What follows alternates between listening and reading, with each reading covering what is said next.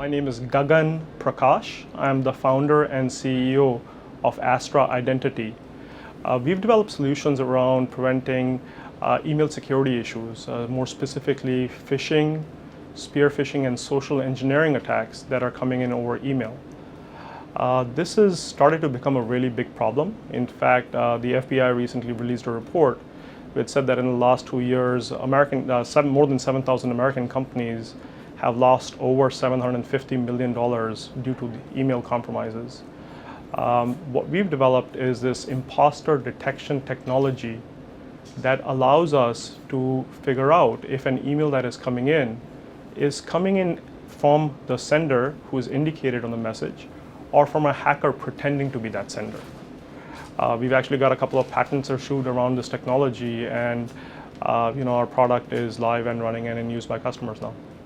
Now, back in 2002, I started a company with a friend of mine where we actually took Microsoft Exchange Server, which is an enterprise email product, and we set it up as a hosted service.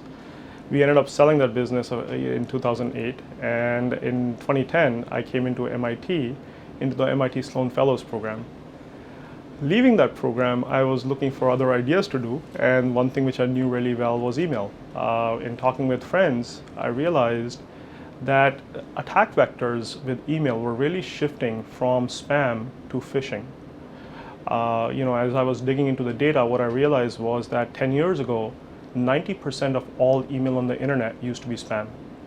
That's now dropped to 70% of all email.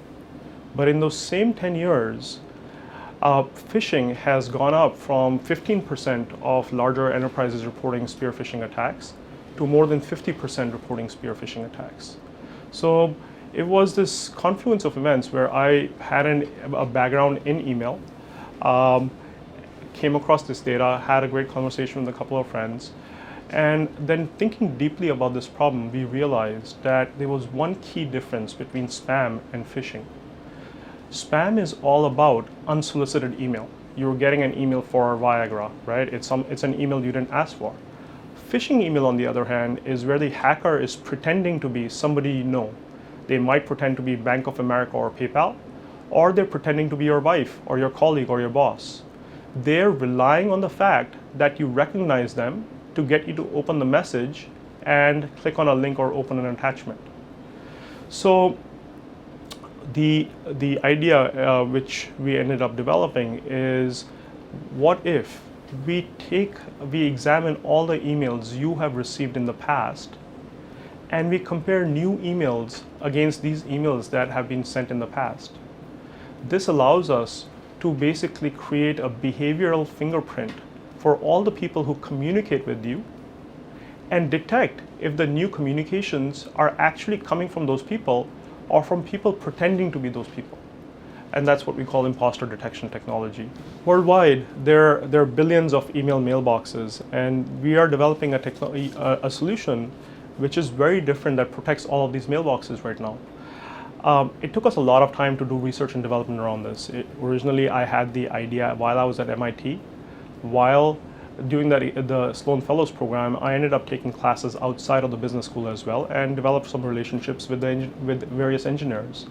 I started learning more about machine learning technologies which were coming up.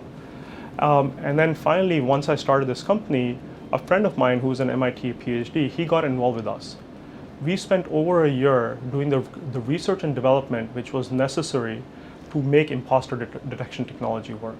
So it's taken us a long time to actually do this, to file for our patents, to get those approved, and to build a solution which actually works to solve the phishing problem.